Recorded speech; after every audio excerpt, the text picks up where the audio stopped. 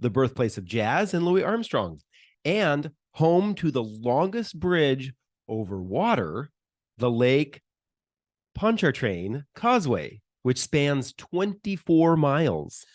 Folklore says it's where David's favorite cocktail, the Sazerac, was invented, and it was home of America's first World's Fair in 1884. And if you couldn't make that World's Fair for some reason, you might have visited for Mardi Gras or Southern Decadence. You're listening to Queer Money, episode 449, and today we're sharing the most affordable LGBTQ plus friendly city in Louisiana. Now on with the show.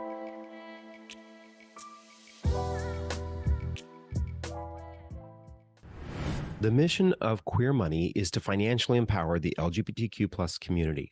Join us in thanking Capital One for supporting that mission. Welcome back, folks. We are continuing our series on the most affordable LGBTQ plus friendly cities in every single state. And this week, it's Louisiana. If you're watching on YouTube, you can check the whole series out here. Or if you're listening, you can click the link in your podcast player. Last week, we visited the great state of Maine. YouTube viewers can watch that particular episode by clicking right here. Or if you're listening, you can click the link in your podcast player. We have another bit of podcast love to share with you about episode number 436, which featured the 2023 Debt-Free Guys Motley Fool LGBTQ plus money study. Tim B said, "This is great. There's such a lack of information about LGBTQ plus money and retirement planning." Well, David and I are doing hopefully our little part to try and fix that. If you feel inclined to give the Queer Money podcast a rating review on your favorite podcast player, we would be inclined to love you. And if you're watching, please give a rating review on this YouTube channel. Now, on with Louisiana. So, Louisiana is doing slightly better than some of the other states on our list. It did have one city that did get a 100 on the HRC MEI index. All it does is take one, and then the snowball continues. Yes.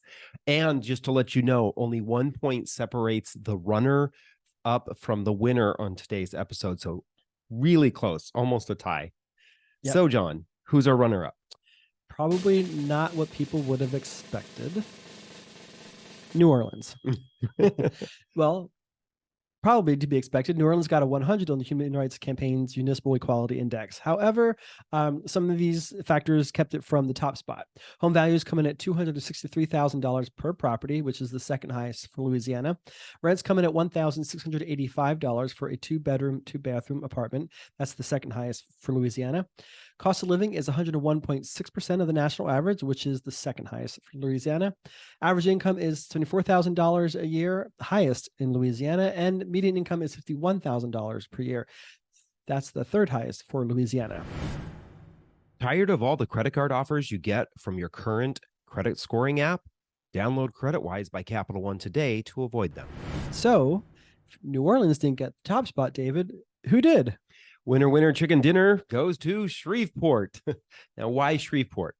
Well, Shreveport was the second highest ranking when it came to the Municipal Equality Index. They did get a 77, so it is quite a bit lower than New Orleans, but it was number 2 on the list. Home values came in at $130,000, which is the lowest in Louisiana. Really, really affordable homes there. Yeah.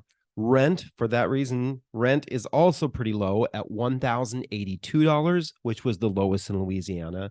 The cost of living, 76.6%, again, the lowest in Louisiana. The other things that come in a little bit on the low end, incomes. Average income, $57,000. That was towards the bottom. Median income, $41,000, which is around the middle.